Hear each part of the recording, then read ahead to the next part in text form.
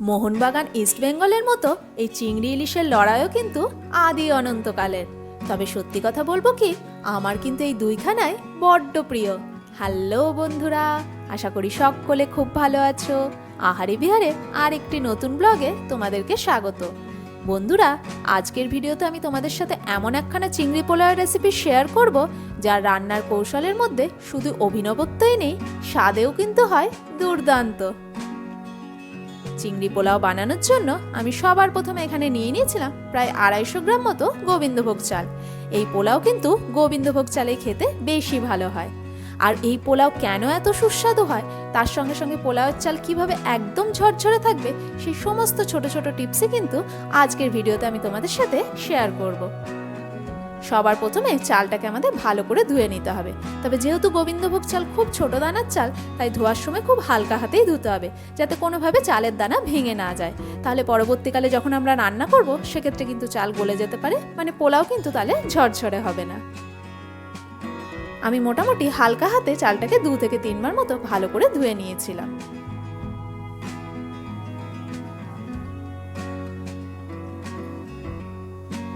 চালটা ভালোভাবে ধুয়ে নেওয়ার পর এরপর পালা চালের জল ভালোভাবে ছড়িয়ে নেওয়ার। তার জন্য আমি এটাকে দিয়ে দেবো একটা স্ট্রেনারের মধ্যে।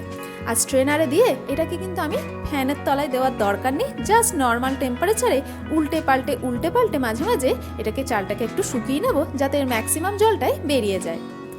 বন্ধুরা, আজকের ভিডিওর জন্য তোমাদের টিপস হলো, দেখবে অনেক সময় প্রেসার কুকারে ডাল রান্নার সময় ডালের জল বেরিয়ে এসে প্রেসার কুকার ভীষণই নোংরা করে দেয়। সেক্ষেত্রে যদি ডাল সিদ্ধর আগেই সামান্য একটুখানি ঘি বা সর্ষের তেল দিয়ে দেওয়া হয়, তাহলে এই সমস্যাটিও আর হবে না, তার সঙ্গে সঙ্গে ডালের স্বাদও বেড়ে যাবে। এরপর আমি এই চালটাকে রেখে দেবো মোটামুটি 30 থেকে 45 মিনিটের জন্য, যাতে এর জল ভালোভাবে ঝরে যায়। অন্যদিকে নারকেলের দুধ বানানোর জন্য আমি একটা সসপ্যানের মধ্যে নিয়ে নিচ্ছি একটা ছোট্ট কাচের গ্লাসের মাপের মোটামুটি 2.5 গ্লাস মতো জল। এরপর আমি এখানে গ্যাসের ফ্লেম অন করে দেবো আর জলটা সামান্য একটুখানি গরম হতে দেব। অন্যদিকে আমি নিয়ে নিয়েছি একটা মিডিয়াম সাইজের নারকেলের প্রায় হাফ মালা মতো নারকেলটা আমি ভালো করে আগে কুড়ে নিয়েছি। এরপর জলটা গরম হলে তার মধ্যে আমি দিয়ে দেবো ওই কোড়ানো নারকেলটা। এরপর এটাকে ভালোভাবে মিশিয়ে আমি মোটামুটি 10 মিনিট মতো হাই ফ্লেমে এটাকে ফুটিয়ে নেব। বন্ধুরা, আমি কিন্তু ঠিক এইভাবে এই সিম্পল উপায়ে নারকেলের দুধ বের করে। তবে তোমাদের যদি কাছে অন্য কোনো পন্থা জানা থাকে, তাহলে অবশ্যই কিন্তু আমাকে কমেন্ট করে জানিও। মোটামুটি 10 মিনিট মতো আমি এটাকে হাই ফ্লেমে ভালো করে ফুটিয়ে নিয়েছিলাম। নারকেলের দুধটা কিন্তু আমি এখানে খুব বেশি ঘন করব না, মানে মোটামুটি চিংড়ি মাছের মশলা বানানোর জন্য আমার যে পরিমাণ দুধ প্রয়োজন, সেইভাবেই আমি নারকেলের দুধটাকে এখানে রেডি করব। তবে যদি তোমরা চাও এটাকে আরেকটুখানি ঘন করতে, সেক্ষেত্রে দুধটা আরেকটু বেশি ফুটিয়ে নিতে হবে। গ্যাসের ফ্লেম আমি এখানে অফ করে দিয়েছি। মোটামুটি 10 থেকে 12 মিনিট মতো আমি এটাকে ফুটিয়ে নিয়েছিলাম। এরপর এটাকে নামিয়ে আমি এটাকে ছেঁকে দুধটা বের করে নেব। একটা ছাঁকনির সাহায্যে আমি দুধটা এখানে বের করে নেব। আর যে নারকেলটা এখানে রয়েছে, সেটাও কিন্তু আমি ফেলে দেব না। পরের দিন যখন আমাদের বাড়িতে মুগ ডাল রান্না হবে, তখন এই নারকেলটাই ভেজে আবার মুগ ডালের মধ্যে ব্যবহার করে নেব। এইভাবে ভালো করে নারকেল থেকে চিপে নারকেলের দুধটা আমাদের বের করে নিতে হবে। তবে দুধটা কিন্তু আমি এখানে খুব বেশি ঘন করে নিই, তোমরা চাইলে এটাকে ঘনও করতে পারো। আমার ঠিক যেরকম চিংড়ি মাছের মশলা বানানোর জন্য যতটুকু দরকার, ততটা দুধই আমি এখানে বানিয়ে নিয়েছি। অন্যদিকে চালটাও কিন্তু আমাদের এখানে বেশ ভালোভাবে শুকিয়ে গেছে, ম্যাক্সিমামটাই বলা যেতে পারে এটা শুকিয়ে গেছে। এরপর আমি এর মধ্যে দিয়ে দিচ্ছি খুব সামান্য, বলতে পারো 1/4 টিস্পুন মতো হলুদের গুঁড়ো। হলুদ গুঁড়োটা কিন্তু এখানে খুবই সামান্য দিতে হবে। আর মোটামুটি 1.5 টিস্পুন মতো ঘি। এগুলোকে দিয়ে ওখানে খুব ভালো করে মাখিয়ে নেব, এবং মাখিয়ে নেওয়ার পরেও এটাকে কিন্তু আমাদের বেশ খানিকক্ষণ রেখে দিতে হবে। এই পোলাওয়ের চাল ঝরঝরে করার জন্য সবার প্রথমে টিপস হচ্ছে যে চালটাকে আমাদের ম্যাক্সিমামই শুকিয়ে জল ঝরিয়ে নিতে হবে। আর সেকেন্ড হচ্ছে এটাকে ঘি মাখিয়ে মোটামুটি পারলে আধ ঘন্টা মতো রেখে দিলে চাল কিন্তু একদম ঝরঝরে হয়ে যাবে। এটা এইভাবে ঘি মাখানো অবস্থায় থাক। অন্যদিকে আমি নিয়ে নিয়েছিলাম বাগদা চিংড়ি। এই চিংড়ি মাছটা ছিল পরিমাণে মোটামুটি 300 গ্রাম মতো। আর চিংড়ি মাছটা মাছওয়ালারাই এর মাথা আর লেজা বাদ দিয়ে ভালো করে শিরা বার করে পরিষ্কার করে দিয়েছিল। আমি জাস্ট এটাকে ভালো করে ধুয়ে খুব সামান্য একটুখানি হলুদ মাখিয়ে রেখে দিয়েছিলাম। এরপর আমরা চিংড়ি মাছের যে মশলাটা, সেটা বানিয়ে নেব। তবে অবশ্যই খেয়াল রেখো যে এখানে যে পরিমাণ গোবিন্দভোগ চাল ব্যবহার করব, তার থেকে সামান্য একটু বেশি পরিমাণে কিন্তু চিংড়ি মাছটা ব্যবহার করতে হবে। আমি এখানে কড়াইয়ে দিয়ে দিয়েছিলাম মোটামুটি 3 টেবিল স্পুন মতো সানফ্লাওয়ার অয়েল। যে কোনো রিফাইন্ড অয়েলই তোমরা এখানে ব্যবহার করতে পারো। আর তার মধ্যে দিয়ে দিলাম বেশ খানিকটা পরিমাণে ফাইনলি চপড পেঁয়াজ। পেঁয়াজটা কিন্তু আমি চপারের সাহায্যে ফাইনলি চপড করে নিয়েছিলাম। আর পেঁয়াজটাও নিয়েছিলাম আমি মিডিয়াম সাইজের দুখানা মতো পেঁয়াজ। পেঁয়াজটা কিন্তু এখানে খুব বেশি ভাজা ভাজা করবো না, জাস্ট একটু নরম হওয়া অবধি ওয়েট করব। পেঁয়াজটা এখানে হালকা নরম হয়ে গেছে। এর মধ্যে দিয়ে দিচ্ছি বেশ খানিকটা পরিমাণে থেতো করা রসুন। মোটামুটি বলতে পারো 14 থেকে 15 কোয়া মতো রসুন আমার ছিল, যেটাকে আমি হামালদিস্তায় থেতো করে নিয়েছি। রসুনটাকে দিয়ে ভালো করে মেশানোর পর এরপর আমি দিয়ে দিচ্ছি এখানে আদা কাঁচা লঙ্কার পেস্ট, যেটাও ছিল মোটামুটি প্রায় 1.5 টিস্পুন মতো। এটাকে আমি মিক্সিতে পেস্ট করে নিয়েছিলাম। আমি এই কারণে এই কথাগুলো বলছি, এখানে প্রত্যেকটা জিনিস কিন্তু আমি আলাদা আলাদা ফর্মে ব্যবহার করেছি, যার ফলে কিন্তু এই পোলাওয়ের স্বাদ 4 গুণ বেড়ে যাবে। আমি এখানে পেঁয়াজটা ব্যবহার করেছিলাম চপারে ফাইনলি চপ করে, রসুনটা কিন্তু থেতো করে ব্যবহার করেছি, আর আদা কাঁচা লঙ্কাটা কিন্তু একদম সুন্দরভাবে ফাইন পেস্ট বানিয়ে নিয়েছিলাম। এরপরে আমি ব্যবহার করেছি টমেটোটাও ছিল মিডিয়াম সাইজের দুখানা মতো টমেটো। তবে টমেটোটাকে আমি খুব ফাইনলি চপ করিনি, ছোট ছোট টুকরো করে কেটে নিয়েছিলাম। আর এই টমেটোটা নাড়ার সময় অবশ্যই খেয়াল রাখতে হবে টমেটোটা যাতে পুরোপুরি গলে না যায় বা খুন্তির সাহায্যে কোনোভাবে ম্যাশি না হয়ে যায়।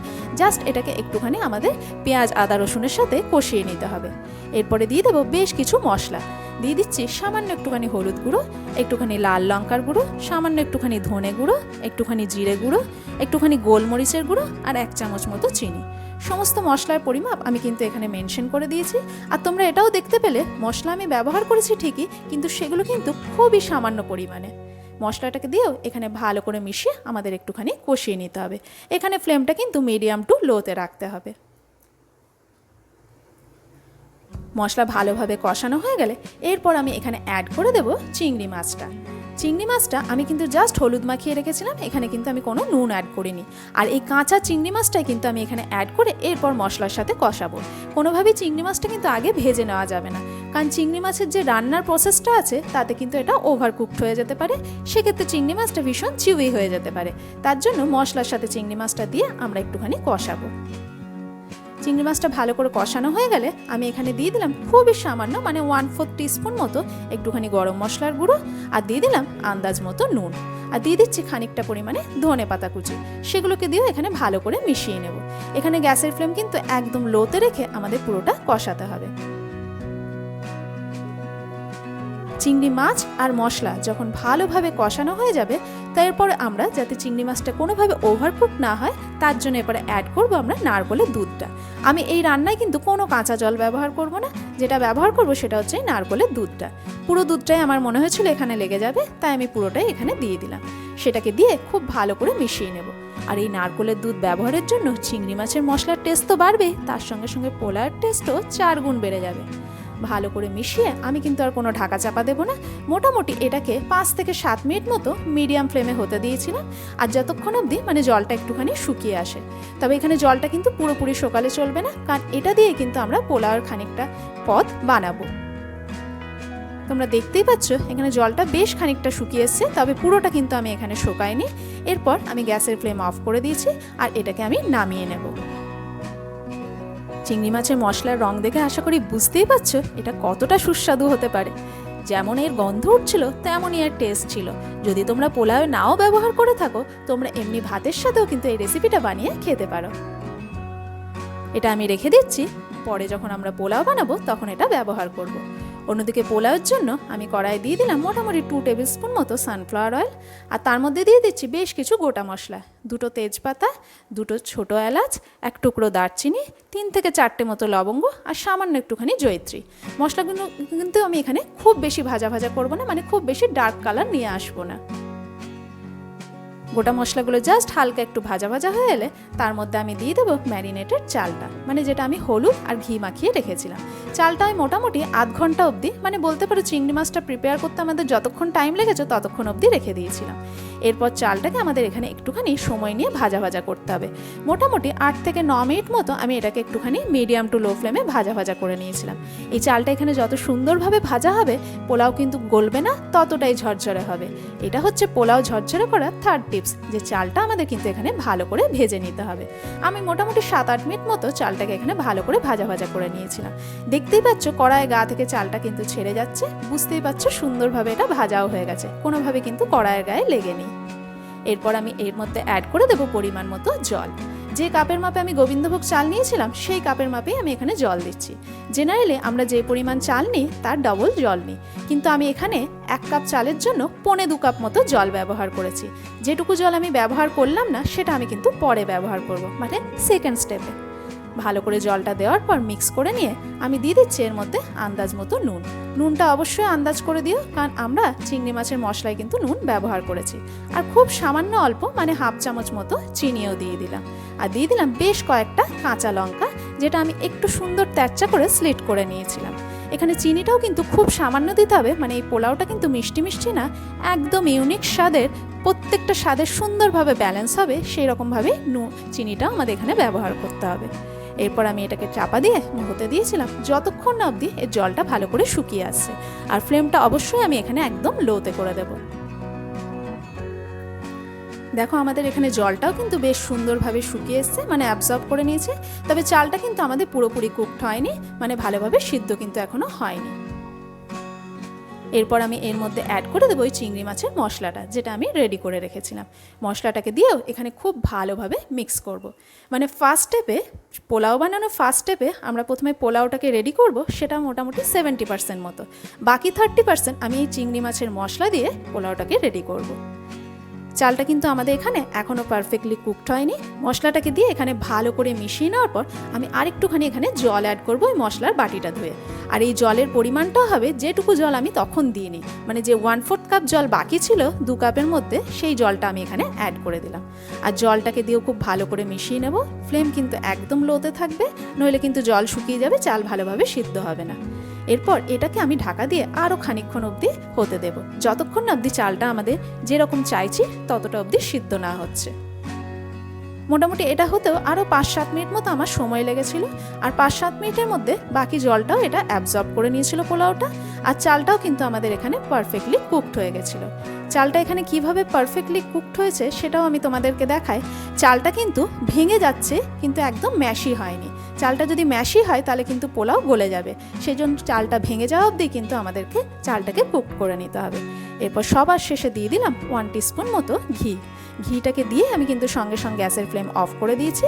এরপর ঘিটা দিয়ে আমি খুব ভালো করে এটাকে মিশিয়ে নিই। এই পোলাওটা এখন এরকম জুসি দেখালো, যখন এটা পুরোপুরি ঠান্ডা হবে তখন কিন্তু বেশ ঝরঝরে হয়ে যাবে। তাই যদি এই ছোটো ছোটো টিপসগুলো ফলো করে তোমরাও বানিয়ে থাকো, দেখবে পোলাও কিন্তু একদম ঝরঝরে হবে। আর চিংড়ি মাছের যে মশলাটার মধ্যে আমি যে ফর্মের মশলাগুলো ব্যবহার করেছি, সেইভাবে যদি একবার রেসিপিটা ট্রাই করে দেখো, তাহলে নিজেরাই বলবে পোলাওটা খেতে কিন্তু অসাধারণ হয়।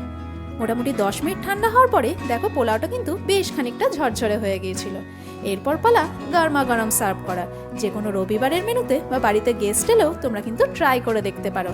আর সত্যি কথা বলছি কি, এই পোলাওর সঙ্গে স্যালাড বা রায়তা কোনো কিছুরই কিন্তু প্রয়োজন পড়বে না। বন্ধুরা, রেসিপিটা ভালো লেগে থাকলে অবশ্যই একটা লাইক করো, চ্যানেলটিকে সাবস্ক্রাইব করো, আর ফেসবুক থেকে দেখে থাকলে পেজটিকে ফলো করার অনুরোধ রইল।